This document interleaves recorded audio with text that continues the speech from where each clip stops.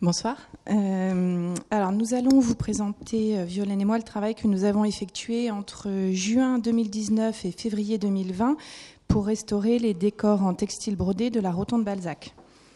Comme vous allez le voir, ce projet a fait appel à des techniques de doublage par adhésif à la manière asiatique, mais qui ont été adaptées pour prendre en compte l'état de fragilité extrême des soies, le contexte monumental également et le montage européen.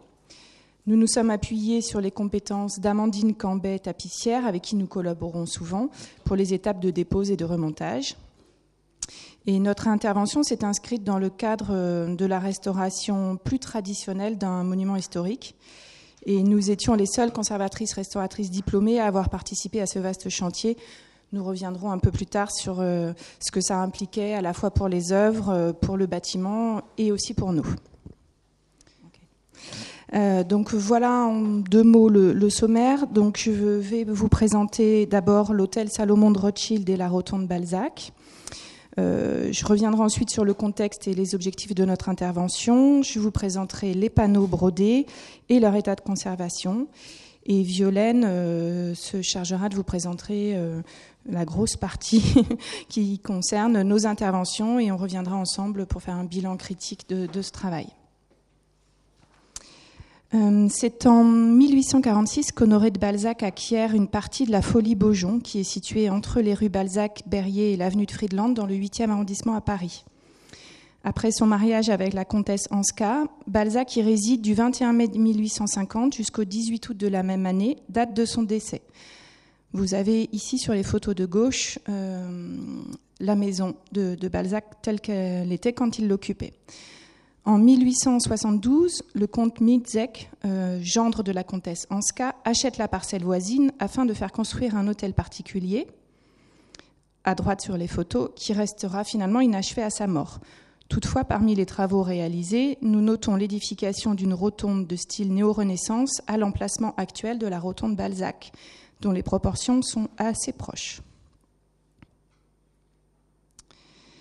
En 1872, la baronne Adèle Salomon de Rothschild entreprend de faire construire un hôtel particulier sur l'emprise de la Folie Beaujon. Elle acquiert progressivement toutes les parcelles constituant le terrain actuel et le dernier de ses achats, en 1882, comprend la maison de Balzac et l'hôtel Midzek qu'elle fait démolir pour aménager le jardin. La baronne confie à l'architecte Léon Honnet la construction d'un hôtel moderne. L'architecte meurt avant l'exécution des plans et c'est finalement son élève Justin Ponsard qui achève les travaux en 1878. L'hôtel Salomon de Rothschild suit la tradition des hôtels particuliers entre cour et jardin. La rotonde, quant à elle, est édifiée en 1891 à l'emplacement de la tour de l'hôtel Midzek, dont les fondations sont conservées. Elle est ainsi nommée en hommage à l'ancienne demeure de l'écrivain qui était donc située juste à côté. Sur la pelouse centrale du jardin, un court de low tennis est aménagé et à l'époque, la rotonde sert pour accueillir la salle de repos réservée aux joueurs de tennis. À la mort de la baronne, en 1922, l'État prend possession de la propriété. Il faut attendre 1975 pour avoir une inscription du site au titre des monuments historiques, à la fois les parties bâties et non bâties de l'ancien hôtel, comprises dans l'enceinte délimitée par son mur de clôture. En 1976, après avoir abrité la bibliothèque d'art et d'archéologie, le cabinet des estampes de la BNF et l'administration du Centre national d'art contemporain, l'hôtel est finalement affecté à la Fondation des artistes. Et c'est en 2005 seulement qu'il y a un classement au titre des monuments historiques de la totalité de l'hôtel et de la rotonde. Les décors de la rotonde Balzac sont à rapprocher des cabinets asiatiques style rococo. Ils sont développés sur un plan circulaire et ils expriment le goût de l'aristocratie européenne pour des objets en provenance d'Asie orientale. Le sol est constitué d'un parquet en point de Hongrie dessinant une étoile. Et les murs sont organisés en 16 quartiers et habillés par des lambris sur toute la hauteur. On observe 3 types de décors. Vous avez 8 travées de type 1, avec un cadre mouluré en partie basse, et la broderie, ce qui apparaît en vert, qui est encadrée dans la partie haute. Il y a également 4 travées de type 2 avec une fausse porte et une imposte en miroir, et 3 travées de type 3 avec une fenêtre en oculus en partie haute, disposée au-dessus d'un miroir, avec une console ou une cheminée en partie basse. Des gravures anciennes montrent que certains des lambris sont des remplois des décors de l'hôtel Niedzek, mais les broderies, bien que d'un goût oriental elles aussi, semblent avoir été commandées par la baronne, et on y retrouve son attrait pour les scènes naturelles qui se manifestent également dans les décors du cabinet de toilette du bâtiment principal de l'hôtel. Au moment où commencent les travaux qui nous intéressent, la rotonde sert désormais de lieu de stockage et la pièce circulaire, comme vous pouvez le voir à l'image, est occupée par divers objets, entre autres des éléments sculptés.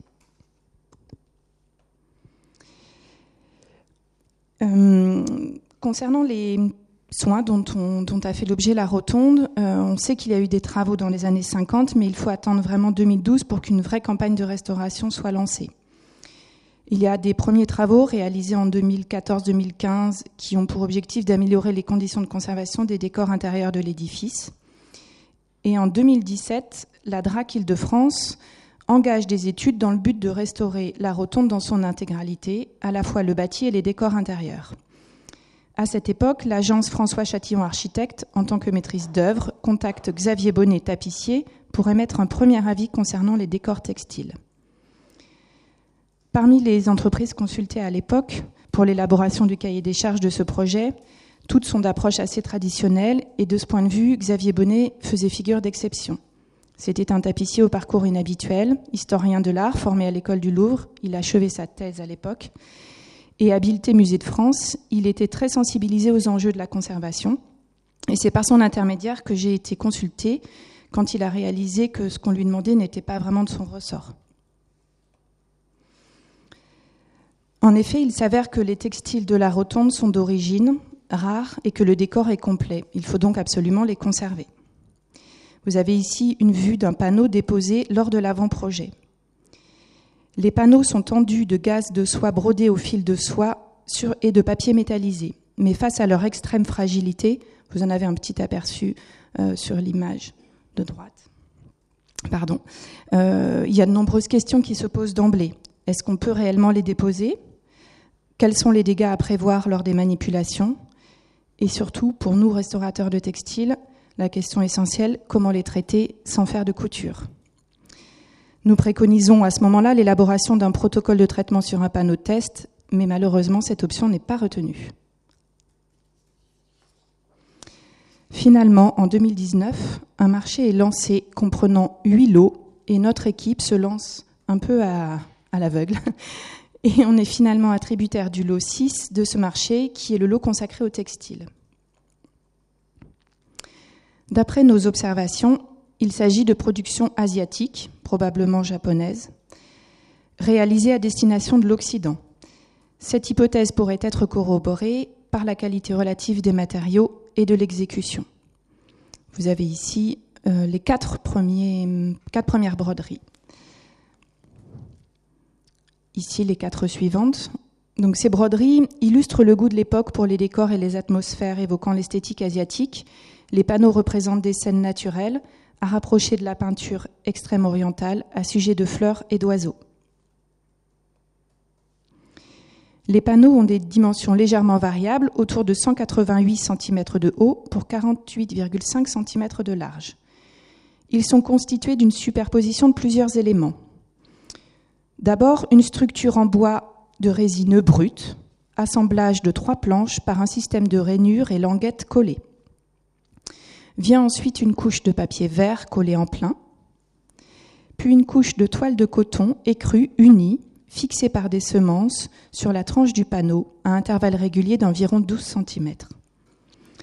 Vient ensuite le tissu brodé en surface, fixé par des semences à champ également, à intervalles réguliers d'environ 8 cm. Pour la plupart des panneaux, la fixation est effectuée en bordure de lisière sur un des bords latéraux et les excès de matière sur les 3 autres côtés sont rabattus au revers. Les panneaux sont habillés d'une gaze de soie brodée avec des fils de soie floche, des lames de papier doré et des fils métalliques dorés. en application. Les gaz présentent leurs 2 lisières. Les laits sont d'environ 56,5 à 59 cm de large.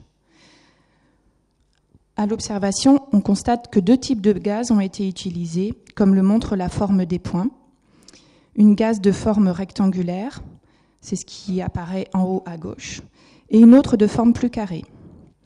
Les broderies, quant à elles, sont toutes du même type, des points de passé plat pour la soie et les lames de papier.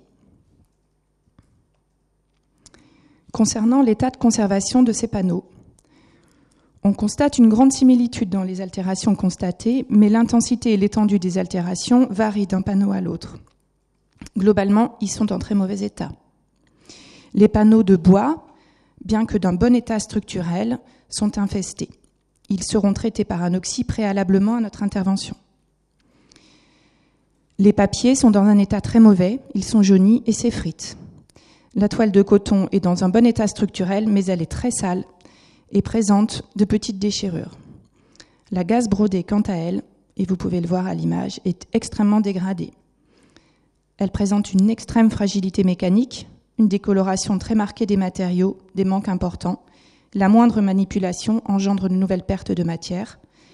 La lisibilité est variable selon les panneaux et selon aussi l'étendue des lacunes, surtout dans les broderies. Je vais m'attarder un petit peu plus sur l'état de conservation des textiles. Ce que l'on note en premier, c'est un empoussièrement et des dépôts divers. La dépose des panneaux a aussi révélé des piqûres du coton sur certains panneaux en raison de l'humidité ambiante et de probables dégâts des eaux liés aux problèmes de couverture. On constate aussi des taches de peinture, de plâtre, résultant de travaux antérieurs.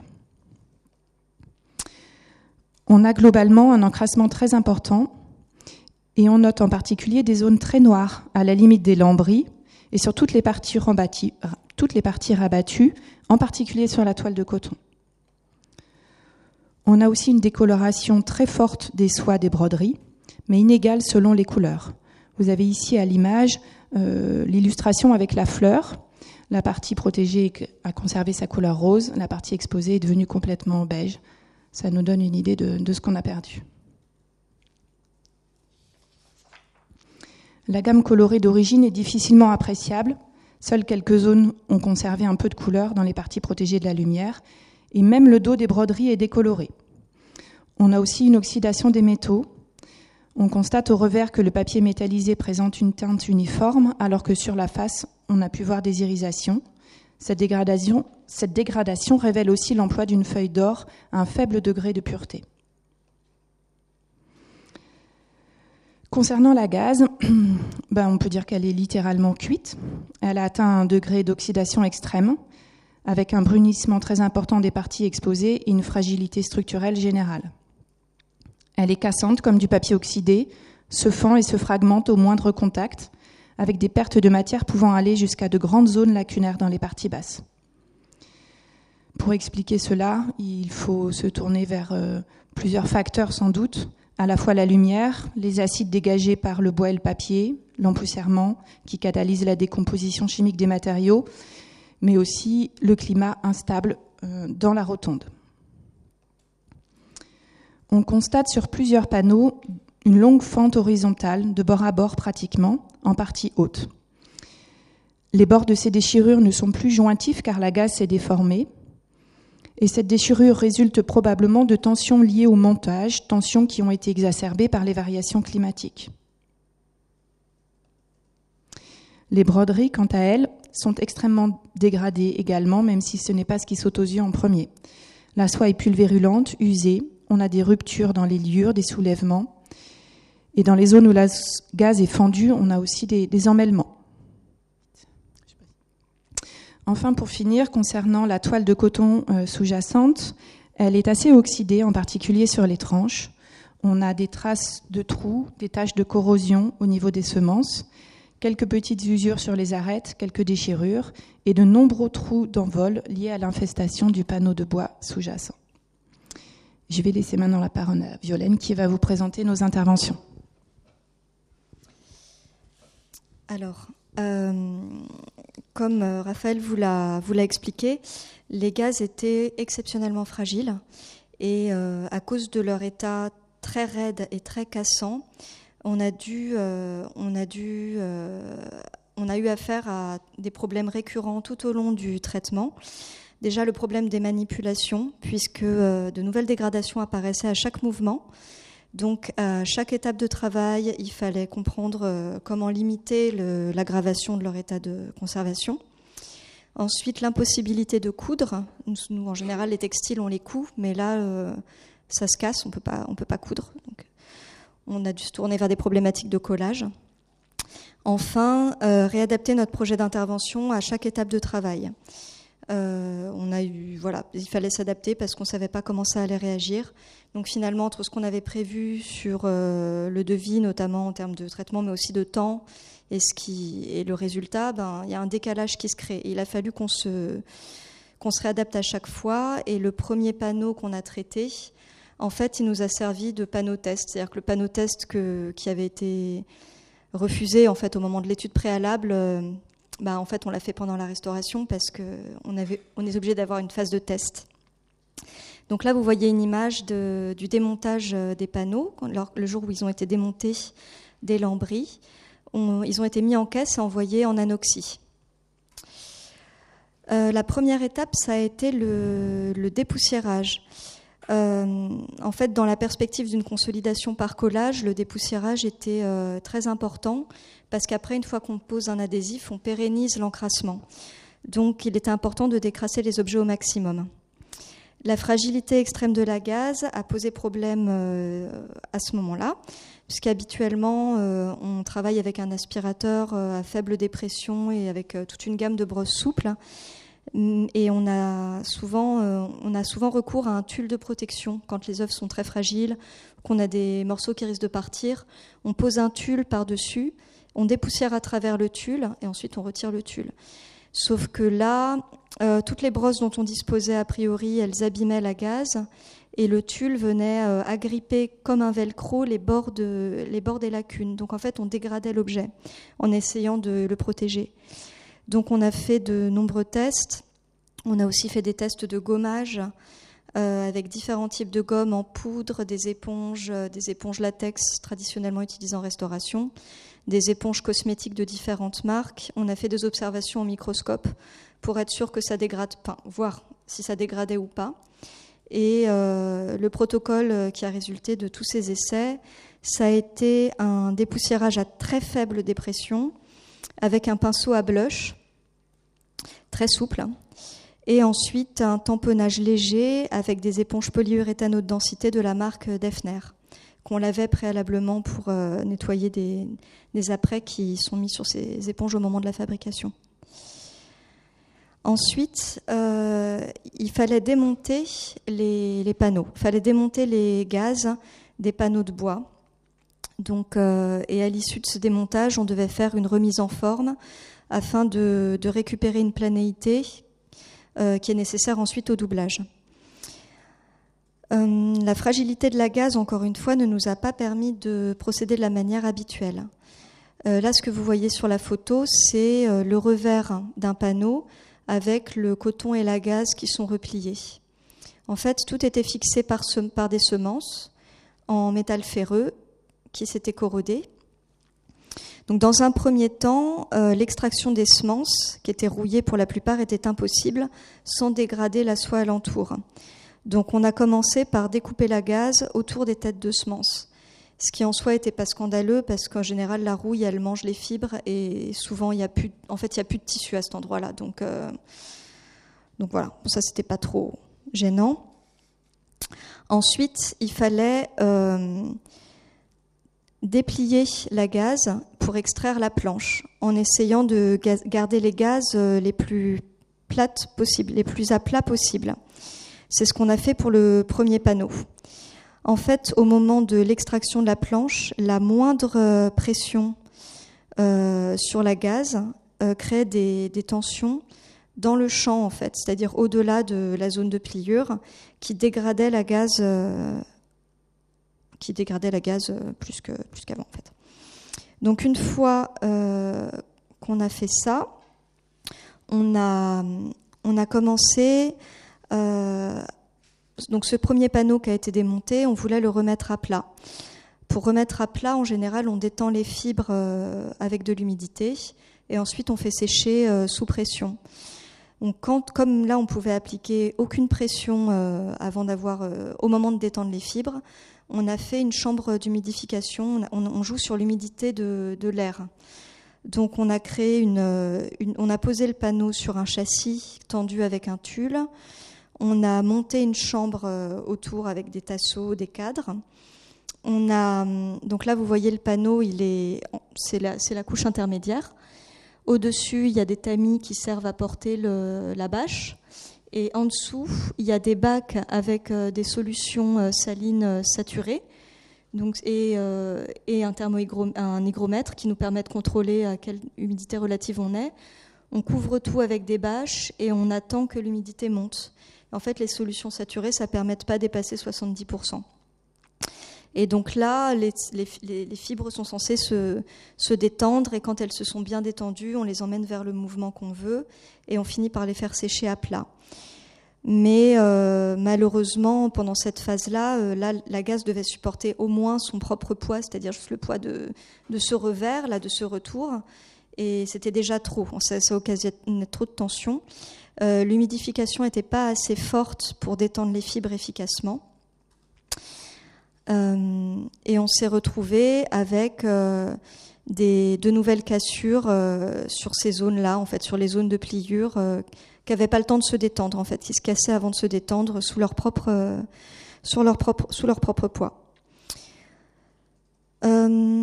Donc, on en est arrivé à la conclusion qu'il était impératif de maintenir les faces des gazes absolument à plat pendant les interventions à la fois de démontage et de remise en forme, ce qui n'a été possible en fait qu'en découpant. On a dû découper les gazes proprement au scalpel, pile le long de la tranche du panneau de bois, ce qui peut sembler radical, mais en fait ça nous permettait de maîtriser la dégradation, de la limiter à une zone qui serait jamais visible, qui était une zone de pliure, et de ne pas avoir de dégradation dans le champ en fait de la broderie, ce qui est quand même ce qui nous intéressait au maximum. On s'est posé la question de faire un facing, c'est-à-dire une consolidation provisoire par la face en doublant en fait. On peut dans certains cas, c'est ce qui se fait en peinture et ce qui peut éventuellement se faire en textile, mais bon, c'est plus compliqué en textile, c'est-à-dire faire un collage sur la face avant de toucher l'œuvre. Ensuite, on fait toutes les manipulations et à la fin de la restauration, on retire ce collage. Mais pour cet objet-là, le problème, c'était premièrement l'encrassement. C'est-à-dire que même en ayant décrassé la face de la gaze, il y avait tout l'encrassement du coton sous-jacent qui restait, qu'on aurait fixé sur le facing et qu'on aurait récupéré à la fin de la restauration. Et enfin, les broderies qui étaient très pulvérulentes, qui n'auraient jamais supporté un collage et un décollage. Donc en fait, on n'a pas pu faire, on n'a pas trouvé de méthode de consolidation provisoire. Donc là, vous voyez le deuxième la manière dont on a traité les panneaux 2 à 8, en fait les 7 panneaux suivants. Une fois qu'on avait démonté de cette manière-là, on a pu faire une remise en forme plus efficace. C'est-à-dire que finalement, le problème de la mise sous pression au moment de l'humidification, elle se posait plus parce que les parties qui étaient vraiment pliées, c'était celles qui étaient à l'arrière des panneaux, donc qui avaient été préservées de la lumière et donc qui n'étaient pas du tout cassantes comme la face des gazes. Le pli qui touchait à la face des gazes, il n'existait plus puisqu'on l'avait tranché. Donc on a pu traiter toutes ces bordures-là avec une méthode on a utilisé des argiles. Donc on utilise de la montmorillonite qu'on hydrate avec de l'eau. On la met dans des poches en membrane cellulosique microporeuse. Donc ça permet de faire passer l'humidité très doucement. Et c'est une technique qui permet de maîtriser le pH. En fait, quand on humidifie des matériaux anciens, on fait monter l'acidité et ça peut entraîner une dégradation au moment du traitement, que là on évite parce que l'argile, ça tamponne le pH. On est toujours à un pH neutre voire alcalin. Et la deuxième partie de la remise en forme, ça consistait aussi à traiter la phase des panneaux, mais là il ne s'agissait plus de les mettre à plat, mais de résorber ces grandes déformations qui avaient eu lieu autour des déchirures. Raphaël vous a parlé de ces grandes fentes qui étaient apparues à cause des variations climatiques et des tensions liées au montage. En fait, en humidifiant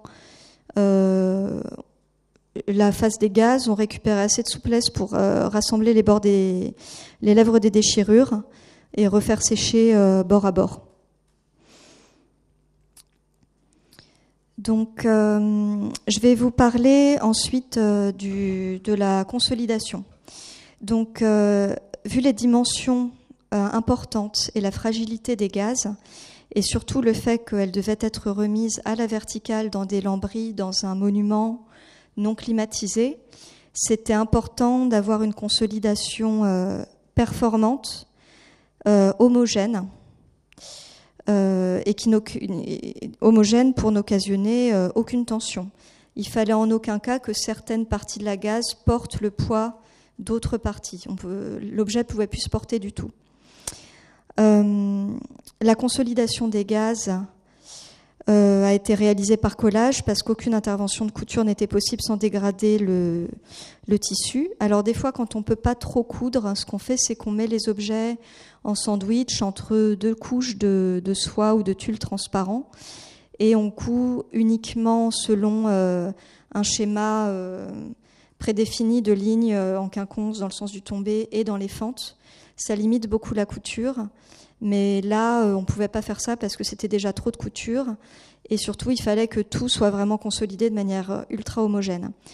Donc, on s'est orienté vers une technique par doublage total par adhésif.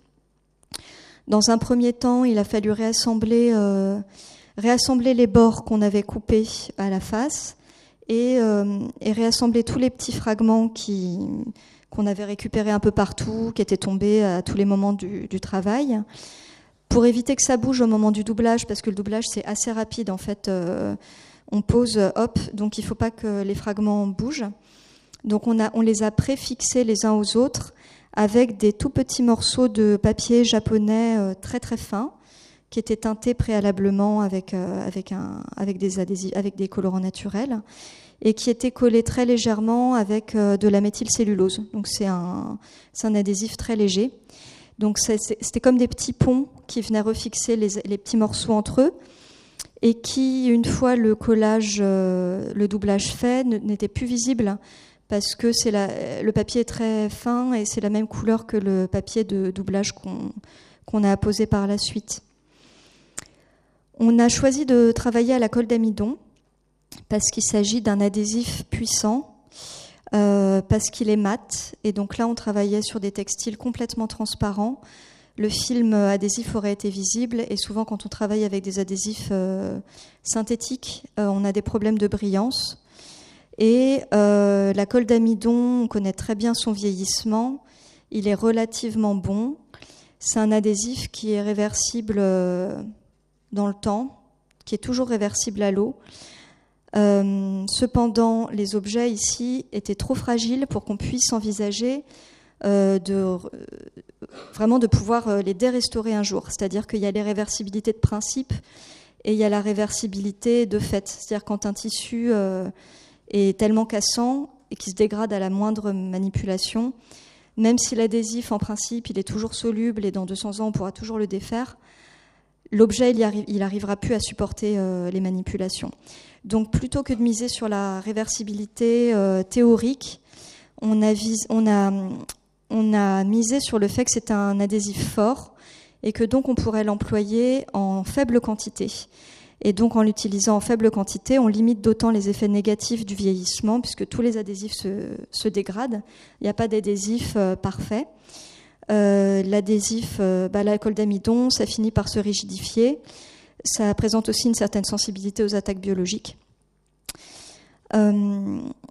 L'adhésion entre la soie et au niveau du choix du tissu de support, du matériau de support, on a privilégié le papier. Parce que les doublages soit avec la colle d'amidon, en général, c'est pas très efficace. En fait, la soie, c'est difficile à faire adhérer parce que c'est des fibres monofilaments très très lisses. Elles ont une mauvaise accroche mécanique. Ça n'a pas une très très bonne affinité avec la colle d'amidon. On est obligé de l'utiliser quand même assez concentré. Donc, on a travaillé au papier selon la méthode orientale. Le papier a une très bonne affinité avec la colle d'amidon. Donc on a choisi un papier artisanal de type Mino, on appelle ça le Minogami, parce qu'il est fabriqué dans le village de Mino au Japon. C'est un papier en fibre de mûrier, le kozo, et on a choisi un papier de grammage d'environ 20 grammes au mètre carré. On l'a teint avec des colorants naturels. Je vais vous parler de la technique de doublage proprement parlé. Le doublage à l'amidon se fait à l'état humide. C'est-à-dire que l'amidon de blé, là on a travaillé avec l'amidon de blé purifié, c'est la colle qu'on utilise le plus en restauration, art graphique, textile, parce qu'il vieillit bien, il est souple. Purifié, c'est-à-dire qu'il n'y a plus de gluten, donc c'est le gluten qui vieillit le plus vite en fait dans l'amidon, là il n'y en a pas. On le fait cuire dans l'eau et ensuite on redilue la colle dans l'eau et on pose le papier à frais. C'est pas une réactivation à la chaleur ou avec des vapeurs de solvant, comme on peut faire avec des adhésifs synthétiques. Le fait qu'on travaille à l'humidité, ça fait gonfler les fibres de l'œuvre, donc on entraîne des variations dimensionnelles au moment où on pose le support, à moins d'avoir humidifié l'œuvre déjà préalablement, mais de toute façon on est obligé de passer par une phase où on humidifie l'œuvre, et donc on la fait gonfler, on la fait bouger, donc c'est pas forcément facile à gérer. Au séchage, à l'inverse, plus l'œuvre a été humidifiée au moment du collage, plus elle se rétracte et se déforme. Ça fait des déformations très importantes en sa gondole. Donc on peut soit la mettre à plat après le doublage par une mise en tension, c'est ce que font en général les restaurateurs d'art graphique, soit on peut la faire sécher directement à plat en mettant des poids par-dessus. La gaze, c'est un tissage qui est très réactif parce qu'en fait les fils sont très fortement tordus. Et dans le cas des œuvres de la Rotonde Balzac, non seulement elles bougeaient beaucoup à l'humidification, mais en plus elles étaient trop fragiles pour supporter une mise en tension ou un travail de remise à plat après le doublage. Donc on a cherché à limiter au maximum les déformations dès le moment du doublage et du séchage. Pour cela, on a limité au maximum l'apport d'humidité dans la colle. On a limité l'apport de colle en fait. Et donc utiliser moins de colle, ça permettait aussi de réaliser des doublages plus souples et donc plus pérennes. Donc la technique qu'on a utilisée, que vous voyez sur l'écran, c'est un encollage par transfert. La colle est d'abord appliquée sur un non tissé assez absorbant, qui est blanc, vous voyez le carré blanc. Puis le papier, donc, que vous voyez en beige, est posé sur le non tissé. Et donc la colle, elle vient se transférer à la surface du papier de doublage et ne l'imprègne pas totalement. Ensuite, le papier qui a été encollé par transfert est déposé au revers de l'œuvre. Avec une telle méthode, la colle sèche très vite en commençant par le bord des feuilles.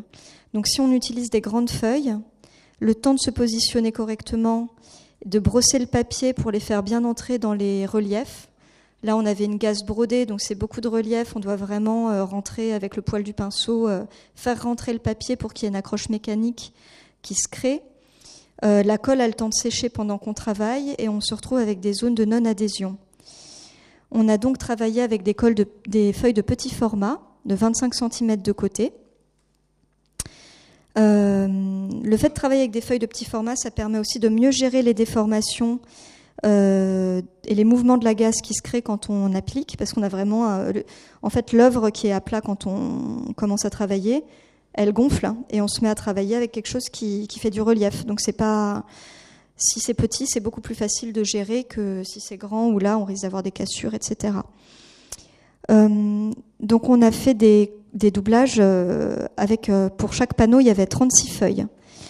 On les a disposées en quinconce afin de rompre les lignes de tension qui pouvaient résulter des assemblages si on avait eu un schéma de grille.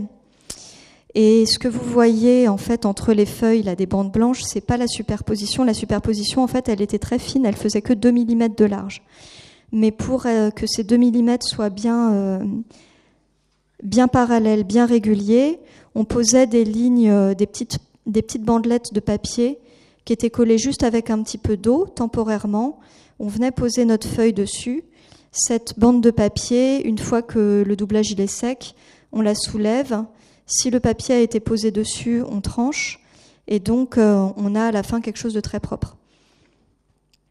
On a procédé rang par rang. Et entre chaque rang, on a fait sécher sous des feutres de laine avec des plaques et des poids pour éviter les déformations et les tensions au moment du séchage.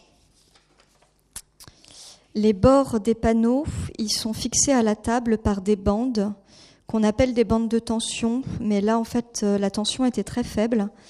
En fait, si on mettait pas de tension du tout, malgré les poids posés sur l'œuvre, la gaze elle se rétractait et on avait des variations, on avait des déformations dans le tissage qu'on pouvait plus résorber après le séchage. Si on mettait une tension forte, on avait des déchirures qui se créaient entre les zones doublées, les zones non doublées, ou alors entre les feuilles au moment du séchage. Du coup, on a dû laisser une tension, mais légère. C'est un équilibre à trouver. Là, vous voyez l'état du revers de l'œuvre après la pose des doublages en quinconce. Vous constaterez que le papier reste très transparent. Là, vous voyez un panneau entier après doublage. Le support de papier, finalement, il est très peu perceptible. Vous voyez le blanc de la table à travers. On a traité les panneaux de bois. Les panneaux, ils avaient déjà été anoxiés. On les a dépoussiérés à fond. On a décidé de conserver le papier ancien qui avait été posé dessus. Et donc, on a mis une feuille de film polyester, du Melinex, par-dessus pour isoler le bois et le papier qui sont acides des textiles qu'on allait reposer par la suite. Les cotons ont été dépoussiérés et gommés. Là, on a fait un gommage beaucoup plus costaud que ce qu'on avait fait pour les gaz. On a travaillé avec ce qu'on appelle la smoke sponge, c'est une espèce d'éponge en latex. Et ensuite, on a complété avec de la gomme Staedtler-Mars qu'on a râpée, donc gomme en poudre appliquée au doigt. On a fait des petites consolidations par couture sur des pièces locales. Et on a repositionné le coton sur les panneaux de bois selon la technique d'origine, donc avec des semences. Une fois que le coton avait été posé, on a repositionné les gazes qui avaient été doublés par-dessus. Une fois le doublage accompli, on a renforcé les tranches. Donc comme la gaze même doublée restait cassante, au moment de replier sur la tranche, on avait de nouvelles cassures qui apparaissaient, même si elles restaient solidaires du papier de doublage. On avait quand même un risque de fente et de perte de fragments. Donc on a décidé de faire une consolidation par la face avec le papier très fin qui nous avait servi à faire les ponts entre les petits fragments avant le doublage. Donc on a posé sur 15 mm au niveau du pli un papier teinté à la méthylcellulose pour renforcer la zone de pliage.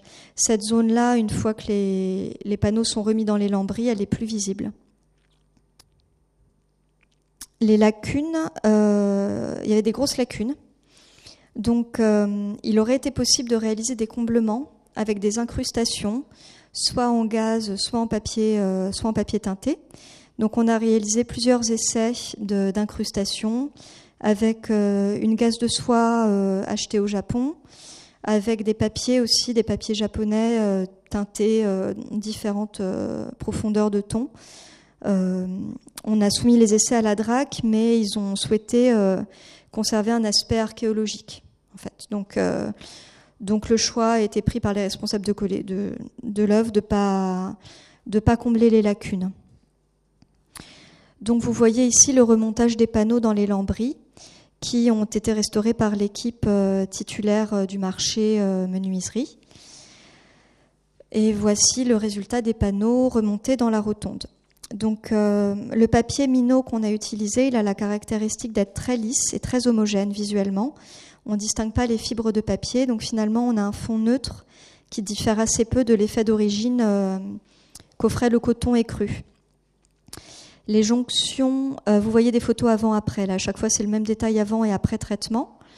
Les jonctions entre les différentes feuilles de doublage que vous voyez ici sur la photo, on les voit parce que le tissu est transparent.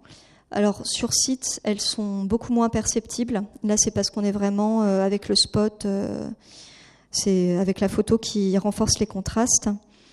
Dans le cas où on travaille où on fait du doublage sur des tissus opaques, ces jonctions-là ne se voient pas du tout. L'usage de la colle d'amidon requiert une maîtrise technique qui n'est pas négligeable. Elle entraîne un certain nombre de contraintes aussi liées à la présence d'humidité. Mais avec l'emploi d'un adhésif synthétique, on se serait heurté à d'autres problèmes, qu'aurait été déjà une adhésion plus faible, qui résisterait peu aux chaleurs estivales, puisque ce sont des adhésifs qui ont une température de transition vitreuse souvent assez basse, et on est sur un site où la température peut monter. On aurait eu des problèmes de brillance également. Alors le non-comblement des lacunes, c'est un parti pris qui est fort et qui, selon nous, ne correspond pas au degré d'intervention qui a été demandé aux autres corps, enfin demandé aux autres corps de métiers qui sont intervenus dans la rotonde. Alors je vais aborder très rapidement une autre demande qui avait été faite dans notre lot, qui n'était pas de la restauration mais de la restitution. Il existait dans la rotonde des petits fragments subsistant d'une paire de rideaux de portière il y avait une tringle. Donc en fait, on s'est associé à une restauratrice de métal, Aude Lafitte, qui a restauré les tringles et les pinces. Mais les rideaux, il n'y avait quasiment plus rien. Donc on a demandé à Amandine Cambet de faire une restitution de rideaux. Donc pour le choix de la teinte, les rideaux à l'origine, ils étaient vraiment très très clairs, type jaune pâle. Et nous, on a choisi avec la drac une couleur intermédiaire entre la couleur de l'original et l'état de dégradation des panneaux, c'est-à-dire quelque chose de plus sombre, de plus nuancé que la couleur d'origine. Donc le choix avait été fait avec des échantillons de couleurs de mur, sachant que la couleur d'origine de la rotonde, c'était un vert d'eau, qu'elles avaient été repeintes plusieurs fois. Il y avait eu du gris, il y avait eu à nouveau du vert. Il y avait la restauration des lambris prévoyait pas de dégager les repeints et de revenir à la couche d'origine, notamment parce qu'il y avait du plomb dans certaines couches. Donc ils ont posé une couche de peinture neuve partout et l'entreprise titulaire proposait du vert d'eau, un vert cassé plutôt kaki ou alors du gris. Mais voilà, la DRAC a fait le choix de revenir à la couleur d'origine parce que selon elle, c'était ce qui avait le plus de sens par rapport aux autres propositions qui étaient faites. Je vais laisser Raphaël conclure. Donc vous avez ici à l'image la rotonde telle qu'elle était à la fin de nos interventions. Donc c'est vrai que la conclusion pour nous de ce travail, c'est qu'on était vraiment à la limite, à plusieurs niveaux. D'abord parce que les œuvres étaient à la limite du restaurable. Comme l'évoquait Violaine, la question de la réversibilité de nos interventions, elle était quand même toute théorique. On ne se fait pas trop d'illusions sur le fait que s'il faut réintervenir sur ces objets, ça s'annonce quasiment impossible. Voilà, donc compte tenu de leur état de conservation, mais aussi des contraintes qu'on avait, on est quand même globalement plutôt satisfaite du résultat. En revanche, ce qui nous questionne, et là c'est très visible à l'écran, c'est vraiment la question de la différence de niveau d'intervention avec les autres corps de métier, en particulier la menuiserie et donc le rendu de ces lambris qui, bien que proches de la couleur d'origine, ont un aspect très mat qui tranche, voilà, avec notre travail. Et c'est vrai que pour ce lot, pour la menuiserie, mais pour les autres en général, les prestataires ne travaillent pas forcément dans des logiques de conservation, mais plutôt dans des logiques de restauration. Et donc leur proposition n'était pas vraiment en accord, on va dire, ou proche de ce que nous on a pu proposer sur ces œuvres textiles. Alors la question, évidemment, c'est pourquoi on se retrouve dans une telle situation. Une des explications, c'est certainement qu'il n'y avait pas de conservateur-restaurateur sollicité au moment où le projet a été pensé, au moment des études préalables. Et il faut bien se dire que sans l'avis éclairé de Xavier Bonnet, qui était tapissier, il est probable que les panneaux n'auraient même pas été conservés. Ce qui aurait été dommage, évidemment, mais qui pose aussi du coup la question de l'intérêt qu'il peut y avoir à consulter des restaurateurs conseils dès en amont pour poser les bases dès le cahier des charges d'une homogénéité de traitement entre toutes les parties, tous les corps de métier concernés par la restauration d'un bâtiment et de ses décors. Voilà. Pour finir, juste un petit mot de l'avenir de ces textiles et de leur conservation préventive. Donc après nos interventions, les broderies ont réintégré le bâtiment ancien, mais ce bâtiment, bien que restauré, est resté sans isolation ni volet. Il continue donc à y avoir un éclairement non contrôlé ou presque, des variations climatiques importantes, et on peut toujours redouter les infestations par les insectes ou des problèmes de dégradation liés à des attaques biologiques. Lors de la restitution, on avait bien noté, lors de nos échanges avec nos interlocuteurs, en particulier avec les personnes au sein de la Fondation des artistes en charge du bâtiment, qu'il y avait une volonté de mettre en place un suivi climatique et d'améliorer la stabilité du climat. Mais ces personnes n'ont pas de formation dans ce domaine et elles ont malheureusement une disponibilité et des moyens aussi assez limités. Donc pour autant qu'on sache, à l'heure actuelle, il n'y a pas de suivi en place. Voilà, et ça fait déjà 3 ans. Voilà, je vous remercie.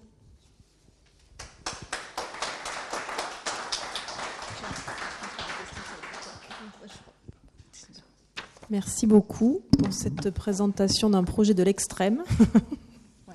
Extrême dimension, climat extrême, dégradation extrême, et en même temps quelque chose dont on sent que ça a dû être exceptionnel.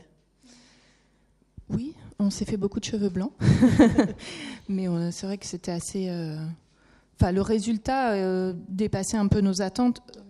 Donc de ce point de vue-là, c'était une excellente surprise. Après, c'est vrai que la démarche qui consiste à se lancer sur un objet et lui faire un peu subir tous nos tâtonnements, c'est pas une démarche très classique pour nous. Voilà, donc le premier panneau, malheureusement, a un peu fait les frais de nos questionnements, nos essais, nos impasses. Voilà, mais globalement... Et du coup, peut-être pour resituer un petit peu, est-ce que vous aviez déjà, auparavant, vous êtes dans le milieu depuis un certain temps, est-ce que vous aviez déjà eu auparavant des choses semblables, aussi bien en termes techniques, en termes de dégradation, en termes de réactions étranges à tous les traitements habituels sur les textiles ? Alors moi, à titre personnel, c'était vraiment la première fois que je traitais quelque chose d'aussi dégradé. C'est-à-dire que là, on sait qu'il peut y avoir des textiles extrêmement fragiles, on y est confronté souvent, mais c'est vrai qu'on a quand même souvent une certaine souplesse, toute relative. Mais là, il n'y en avait vraiment aucune. Donc ça, c'était très surprenant, très inhabituel pour nous, et ça nous a, en tout cas moi, ça m'a un peu déstabilisée, parce que ça veut dire que j'avais vraiment plus de repères sur la solidité mécanique de l'objet. Après, sur le traitement, pour moi, c'était une grande première, mais toi, moins. Moi, je pratiquais déjà le doublage comme ça sur papier japonais, mais c'est la première fois que je le faisais à si grande échelle sur des Moi, j'ai souvent des objets très très dégradés. C'est vrai que j'aide souvent des soies, peut-être pas. Ça, c'était quand même vraiment extrême, mais en fait, là, on combinait à la fois très dégradé et très grand et contexte monumental. Donc, du coup, tout était plus compliqué parce que traiter des tissus extrêmement dégradés quand c'est sur des petits objets, c'est beaucoup plus facile à gérer. On a moins d'exigences en termes de solidité aussi. Donc, non, c'était quand même assez nouveau, ouais. Ouais. Est-ce qu'il y en a parmi vous qui ont des questions ? Alors moi j'ai une question plutôt d'ordre comptable. Ah oui. En fait vous êtes d'une société de droit privé, j'imagine, non ? Ou vous êtes fonctionnaire ? Ah non, on est indépendante, comme la plupart des restaurateurs. D'accord. Alors, justement, la question que je me pose, c'est que vous aviez donc un budget, vous aviez une définition d'un livrable. Hein, oui. Et apparemment, tel que vous le présentez, il y a eu beaucoup de modifications de ce livrable. En particulier le fait qu'on ne traite plus les lacunes. Comment vous avez géré ça ? Est-ce qu'on vous a demandé de restituer une partie des fonds ou... Alors non, parce qu'en fait la question des lacunes, c'était depuis le début un gros point d'interrogation. Donc en fait on avait plutôt raisonné dans l'autre sens, c'est-à-dire que ce sur quoi on s'est engagé, c'était vraiment le traitement qu'on vous a présenté là. Et s'il y avait une restitution des lacunes qui était souhaitée, là, il y aurait eu éventuellement un complément, une enveloppe budgétaire supplémentaire. Donc, de ce point de vue-là, on était dans les clous. Après, ça restait quand même... non, ça allait. Mais disons que quand on a fait notre chiffrage, parce que donc on a répondu à un marché public et on a donné une enveloppe budgétaire, voilà, là, autant certaines fois on est très sûr de notre façon de compter, autant là c'était quand même un peu... on est retombé sur nos pieds, mais... Ouais, par chance, ouais. Et quelle était la durée et le nombre de jours hommes de ce projet ? Alors là, je ne l'ai plus en tête. Alors, la durée du chantier, je crois qu'on a travaillé... 8 ou 9 mois. Ouais. D'accord. Voilà. Et c'était très intense. En fait, ce qu'on avait, parce que j'avais quand même été consultée préalablement au marché. Et moi, j'avais évoqué d'entrée de jeu la nécessité de prévoir un minima 18 mois d'intervention. Et on en a eu 9. Donc, c'est-à-dire qu'on a eu 2 fois moins de temps que ce qu'il aurait été souhaitable d'avoir. Dans les 9 mois, ça rentrait. Mais ça voulait dire que dès qu'un panneau était terminé, il fallait en attaquer un autre. Ça demandait une disponibilité d'esprit, de concentration. Enfin, je veux dire, on n'a fait que ça, quoi. Voilà. Il y a un point aussi technique que je n'ai pas compris, c'est la gaze a été coupée sur quand même un bon centimètre, hein, apparemment. Non, c'est tranché. Ah non, c'est tranché, c'est bord à bord. C'est bord à bord. Bon, tu m'expliqueras. D'accord. Ouais. Non, justement, c'est quand on essayait de déplier, on avait tendance à avoir une rupture, mais qui se serait située après remontage dans des parties visibles. Alors que là, vraiment, on est venu avec un scalpel découpé vraiment à l'arête, à l'endroit où la gaze passait sur la tranche du panneau. Et du coup, vraiment, on avait, au contraire, on a même réussi à replacer fil à fil à la fin. Quand on a remis jointif les bords, la face et les bords, on était au fil à fil. Ouais. Bon, maintenant, je me suis dévoué. Moi, pour le coup, j'aimerais avoir quelques précisions techniques. Vous aviez parlé d'un papier Japon, papier Kozo, pour les consolidations entre les différents fragments. Mm-hmm. C'était quelle épaisseur ? Le papier pour la consolidation. Alors, le papier pour faire les petits ponts, c'était moins de 10 grammes par mètre carré. C'est du 9-10 grammes. C'est un papier qui est vendu par l'entreprise Corso Yard. C'est une entreprise japonaise. Ça ressemble à ce qu'on appelle les Tengujo. Ça offre une consolidation très faible. D'accord, merci. Et aussi pour les bandes de papier japonais qui ont été utilisées pour la consolidation des bords au moment du remontage, tu as dit que c'était teinté à la méthylcellulose. Non, c'est collé à la méthylcellulose. Oui, teinté, donc voilà, donc le papier de doublage, c'est du 20 grammes par mètre carré. Okay. Le papier pour les facings qu'on a mis sur les tranches et les petits ponts, c'est du 9-10 grammes par mètre carré. C'est tous les deux des papiers en fibre de Kozo. Okay. Et ils sont teintés avec de l'aulne et de la garance, mordancée à la cendre. Bonsoir, merci beaucoup pour votre présentation. Je me demande comment vous avez choisi le premier panneau et éventuellement l'ordre ensuite dans lequel vous l'avez traité. Si vous avez choisi plutôt un panneau avec des altérations moins prononcées ou au contraire, si vous vous êtes confronté d'emblée à un panneau qui présentait des dégradations vraiment importantes, même s'ils sont tous très dégradés. Et j'ai une deuxième question au niveau du budget et de la réintégration. Est-ce que l'enveloppe budgétaire a influencé le choix de ne pas réintégrer les parties lacunaires ? Alors pour le premier panneau, on a choisi un des panneaux les plus dégradés parce qu'on avait besoin de se confronter tout de suite au pire.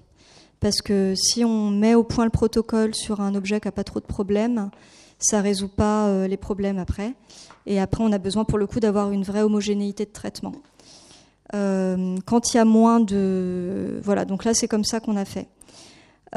Souvent, quand on préconise la restauration d'une partie test au moment de l'étude préalable, on regarde ça aussi. On choisit un élément de l'ensemble qui va présenter tous les cas de figure qu'on puisse avoir dans les dégradations pour vraiment comprendre ce à quoi on va avoir affaire. Et pour la non-réintégration des lacunes, non, c'est pas l'aspect financier qui a décidé. C'était vraiment un choix de la DRAC. Nous, sur le plan du calendrier, ça nous a vraiment arrangé parce que s'ils avaient voulu qu'on les réintègre, on n'avait plus le temps. Mais on a quand même proposé de le faire et c'était pas une question d'argent. Ouais. Puis pour la réintégration, on a quand même fait, c'est vrai qu'on ne les a pas mis à l'écran, mais on a fait beaucoup de tests. Et nous, il y en a qui nous semblaient vraiment très satisfaisants esthétiquement. Donc, on a même plutôt poussé dans ce sens-là, parce qu'il nous semblait que c'était possible et vraiment gratifiant, quoi. Et puis, que ça mettait les objets en valeur, mais vraiment, c'était un choix très ferme de la part de nos interlocuteurs. Et bon, sur le moment, on a pris acte, mais c'est vrai que le décalage avec le bâtiment nous a vraiment sauté aux yeux au moment de la repose. Nous, on n'avait pas forcément de visibilité sur ce qui était fait quand on était en atelier, même si on y est passé parfois. L'aspect très fini, très mat, très poudré de la peinture, des lambris, et ça, on l'a découvert en reposant les panneaux, en fait. Donc, voilà. Mais quand Xavier Bonnet est sollicité, c'est quoi qu'il a comme cahier des charges ? C'est un remplacement ? C'est une restauration ? Est-ce que c'était défini ? Non, c'était l'architecte, il le connaissait très bien parce qu'ils travaillaient ensemble à Ferney-Voltaire, et donc il lui a demandé un peu comme un œil amical, quoi, de venir voir et dire ce qu'il en pensait.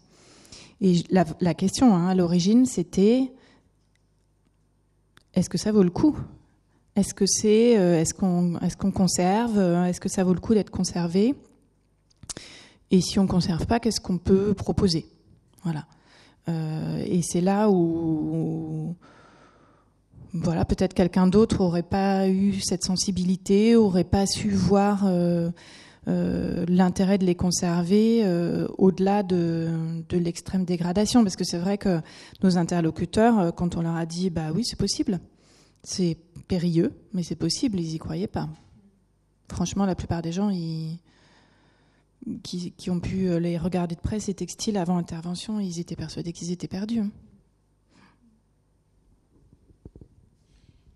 Tu as parlé de tentatives de restitution qui étaient fructueuses pour les lacunes. Qu'est-ce que vous avez tenté ?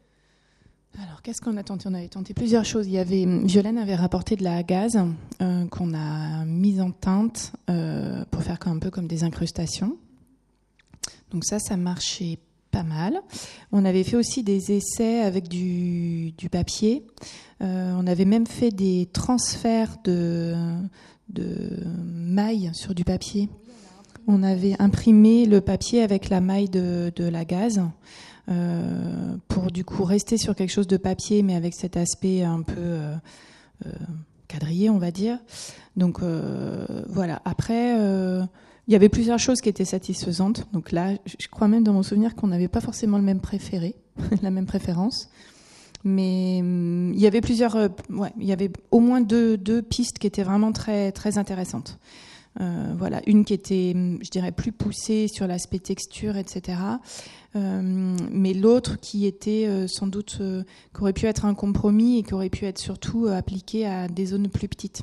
Parce que ce qui était compliqué aussi, et je crois que c'est une des choses qui retenait la DRAC de se lancer dans une réintégration, c'est qu'une fois qu'on a réintégré les plus grosses lacunes, on voit les moyennes. Une fois qu'on a réintégré les moyennes, on voit plus que les petites. Et c'est un peu l'opération sans fin. Donc je pense que ça aussi, c'était quand même dans leur esprit un argument.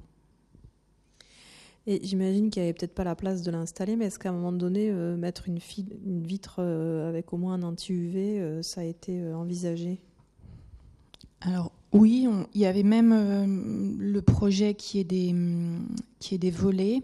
Alors il faudrait voir où ça en est maintenant. Je sais qu'à l'époque, la grande question après la restauration de la rotonde, c'était quel serait son usage ? Est-ce qu'il y aurait des visites, à quelle fréquence ? Dans quelles circonstances, combien de personnes. Et donc, je crois que toute la question du climat, de l'éclairement, c'était aussi à trancher en fonction de ça. Et je crois qu'à l'époque, c'était pas arrêté. Voilà. Mais il n'y avait pas la place dans les lambris de rajouter une vitre ainsi ? Tu veux dire devant les panneaux ? Ah non, j'avais pas compris la question. Pardon. Non, ça c'était pas possible. Il n'y avait pas du tout l'espace. Alors, sur les Oculus, mais ça, je me souviens plus s'il y avait... je crois qu'il n'y a rien. Je crois qu'on avait parlé de mettre un filtre UV, mais je crois qu'ils étaient réfractaires, je ne sais plus pourquoi. On leur a parlé de faire des panneaux occultants, à défaut de pouvoir mettre... Mais voilà, la question, c'est aussi la question du personnel. C'est-à-dire qu'avant chaque visite, il faut ouvrir. Voilà, ça peut paraître... c'était le projet. Avant la restauration... Ils prévoyaient, c'était visité de temps en temps. C'était sur rendez-vous, c'était des petits groupes, mais c'était visitable. Est-ce que ça l'est encore ? Ça, je ne sais pas. Parce que la restauration avait quand même mis en avant vraiment la grande fragilité de ces décors. Donc il y avait aussi la question de prévoir une mise à distance s'il y avait des visites, ce qui est réduit considérablement vu la taille de la rotonde, le nombre de personnes. Donc est-ce que ça a du sens de faire des visites à 5 ? Bon, voilà, je crois que c'était tout ça qui était encore à discuter. Est-ce qu'il y a encore des questions ?